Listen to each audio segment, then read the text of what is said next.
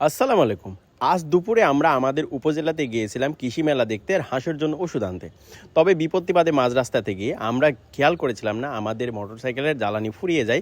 এই কারণে আর আমরা মাঝ রাস্তাতে কোনো দোকান পাইনি সেভাবে তেল নেওয়ার জন্য।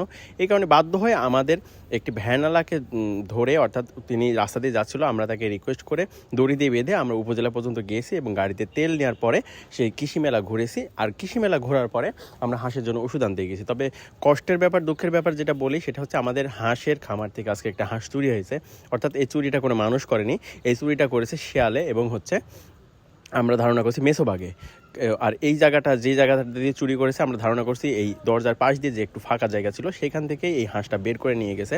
অর্থাৎ আমরা রক্ত দেখে বুঝতে পেরেছি যে এই সাইডটা দিয়ে বের করেছে। তবে এর আগে কখনো এমন হয়নি, এবারই প্রথম মনে হলো আমাদের কাছে। যাই হোক, তারপরে আমরা ওই জায়গাটা সিলগালা করে দিয়েছি, অর্থাৎ সুন্দর করে জাল দিয়ে ঘিরে দিয়েছি। সেভাবে আর ওই জায়গাটা ফাঁকা রাখিনি বা বের করতে পারবে না। এখন আল্লাহ যদি চায় তবে অন্য কোনো দিক দিয়ে হয়তো বের করতে পারবে না। যদিও বের করার চেষ্টা করে আমরা ওই দিক দিয়েও এইভাবে প্রোটেকশন দিয়ে দেবো। তবে আমাদের হাঁসের খামারের ওরকম কোনো জায়গা ফাঁকা নেই যে যেই ফাঁকা দিয়ে বের করবে। তবে এই জায়গাটা দিয়ে একটু ফাঁকা ছিল এবং হাঁসগুলো এসে এই জায়গাটাতে জড়ো হতো।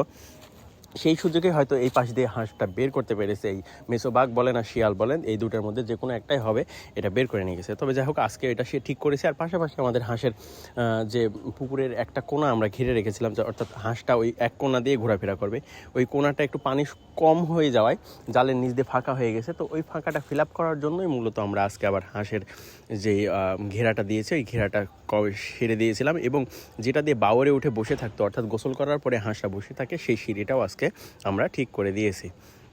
আর এটা ঠিক করে দিয়েছি আসলে সকালের দিকে। আর এটার কাজের পরে আমরা মূলত ভেড়া মারাতে গিয়েছিলাম। আর ভেড়া মারাতে যাওয়ার সময় আমাদের এই কষ্টটা পোয়াতে হয়েছে। যদিও খুব একটা কষ্ট হয়নি, তাৎক্ষণিকভাবে আমরা সেই ভ্যানালাকে পেয়েছিলাম, যে ভ্যানালা বাড়ি কুষ্টিয়া। তিনি বললেন, না ব্যাপার না, আমি তোমাদের টেনে দিচ্ছি বা দড়িটা বেঁধে নাও। এরপর সহজেই আমরা উপজেলা পর্যন্ত গিয়েছি এবং হাঁসের জন্য ওষুধ নিয়ে এসে এই সন্ধ্যাবেলাতে আমরা আবার সেই ওষুধগুলো দিয়ে দিয়েছি। এবং যেই সমস্যাটা ছিল, অর্থাৎ রক্তগুলো ছিল, এগুলো মুছে দিয়েছি। যেহেতু হাঁস ভয় পেলে আর ডিম কম দেয়, দেখা যাক আগামীকালকে কতটা ডিম দেয় আল্লাহ জানে। তো আজকের মতো এটুকুই। সবাই ভালো থাকবেন। আসসালামু আলাইকুম, আল্লাহ হাফেজ।